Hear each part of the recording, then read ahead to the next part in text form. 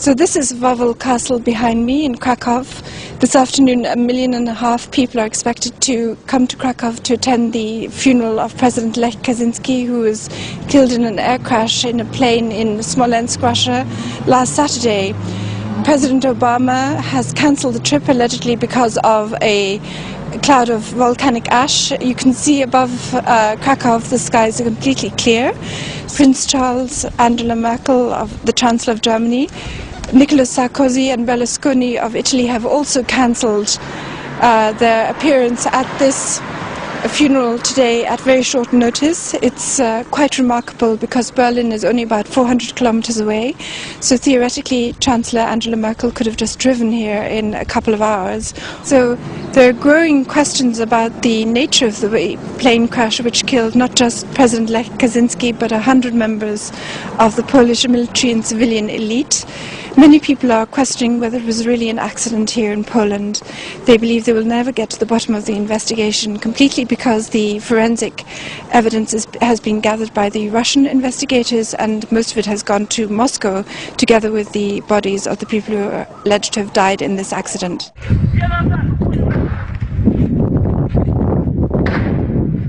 So gunshots can be heard in a video that was shot immediately after the plane allegedly crashed in this piece of wood in Smolensk.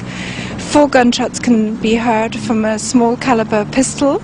It has been speculated that members of a military group, went among the survivors and were actually shooting them to make sure there were no witnesses to a crash. This videotape is now being examined by the Polish state prosecutor.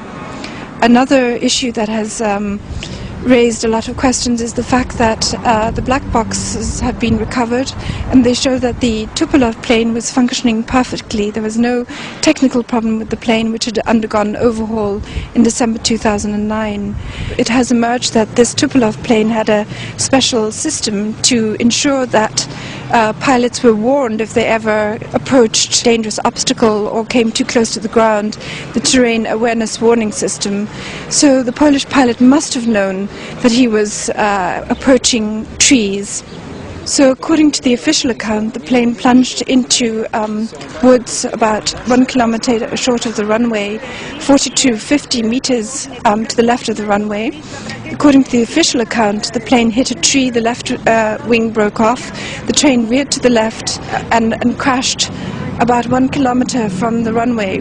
Pieces of wreckage have been found there in an area covering 500 meters, but no bodies have been found and no personal belongings of the people who are alleged to have died in this crash can be seen on any of the video footage that was shot immediately after the crash took place. The Russian security services then intervened to stop journalists reaching the crash site. They confiscated photos and video footage. A Russian journalist has reported that the radar equipment that was at Smolensk airport was dismantled after the visit of Prime Minister Donald Tusk and Vladimir Putin on April the 8th. Shortly before the plane carrying Lech Kaczynski and the Polish elite touched down in Smolensk. In addition, witnesses have reported seeing military officials changing the lamps lighting up the runway shortly after the accident. This has fueled speculation that the lamps were so placed as to mislead the pilot as to the real location of the runway and to lure him into the woods. The media initially blamed President Lech Kaczynski, claiming that he interfered with the pilot and caused him to crash the plane. However, voice recordings recovered from the cockpit show that nobody interfered with the pilot and caused the crash by pressuring the pilot to land.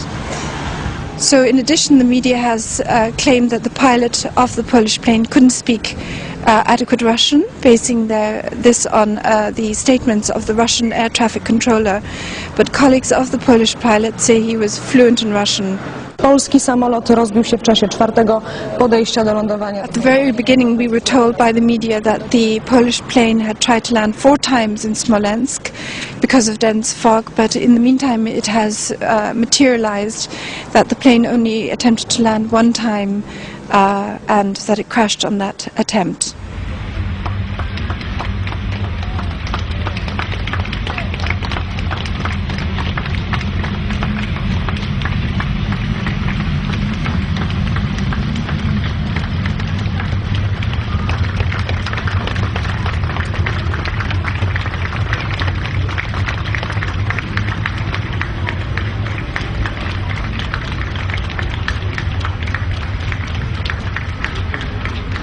so when we take all these facts together, a likely scenario is that the pilot approaching Smolensk airport was given false information about the real location of the runway and lured into landing in the woods close by.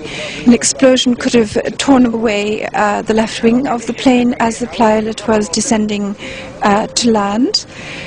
When the plane crashed in that part of the woods, a small group of individuals could have gone through, killing the crew on board.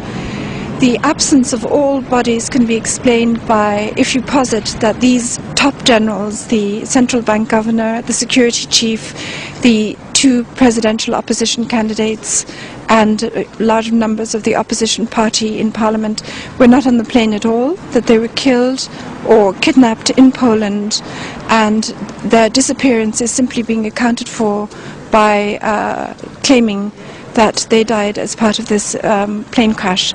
These are the questions that many Polish people are now discussing on internet forums, on blogs, and also here on the street in Poland.